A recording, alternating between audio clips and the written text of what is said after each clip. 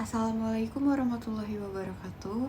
Perkenalkan, nama saya Nasywanisa Putri dari kelompok 1 Bahasa Indonesia, kelas 1A reguler.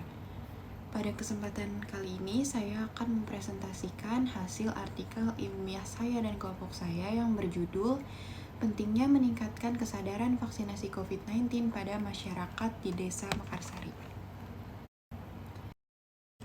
Yang pertama, pendahuluan.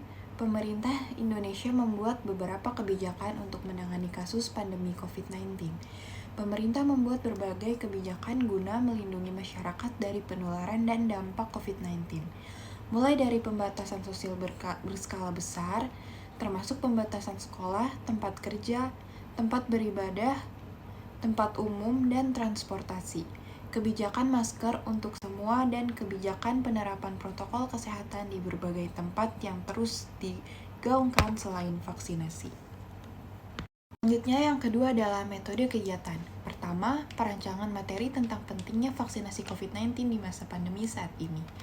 Yang kedua, perancangan materi tentang manfaat dan dampak positif dari vaksinasi COVID-19. Pendekatan yang digunakan dalam kegiatan ini adalah yang pertama, tanya jawab, dan yang kedua adalah diskusi atau sharing.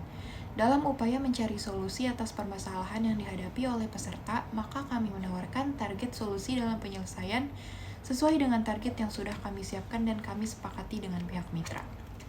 Adapun solusi tersebut akan kami laporkan dalam bentuk luaran kegiatan penelitian yang terdiri dari beberapa tahapan. Yang pertama, luaran penelitian terkait bagaimana pentingnya vaksinasi COVID-19 di masa pandemi saat ini.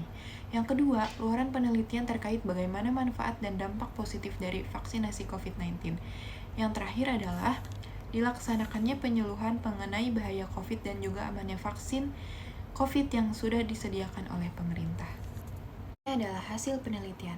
Hasil penelitian yang kami dapatkan dengan kelompok yaitu vaksinasi adalah proses pemberian vaksin melalui suntikan maupun diteteskan ke dalam mulut untuk meningkatkan produksi antibodi guna menangkal penyakit tertentu. Vaksin membantu menciptakan kekebalan tubuh untuk melindungi Anda dari infeksi tanpa mengakibatkan efek samping yang membahayakan. Dengan vaksinasi COVID-19, bisa melindungi tubuh dengan menciptakan respon antibodi di tubuh tanpa harus sakit karena virus corona. Vaksin COVID-19 mampu mencegah seseorang terkena virus corona. Berikut adalah statistik vaksinasi COVID-19 yang telah diupdate per tanggal 16 Desember 2021. Selanjutnya, menurut penelitian yang dilakukan para ahli, beberapa fakta yang harus diketahui tentang vaksinasi COVID-19 adalah sebagai berikut.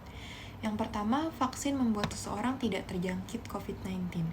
Yang kedua, vaksin COVID-19 yang dikembangkan saat ini tidak mengandung virus hidup yang menyebabkan COVID-19. Yang ketiga, setelah mendapatkan vaksinasi COVID-19, tidak akan membuat positif COVID-19 pada virus baik vaksin yang diizinkan dan direkomendasikan baru-baru ini maupun vaksin COVID-19 lain yang saat ini masih dalam uji klinis tidak dapat menyebabkan hasil positif pada tes virus.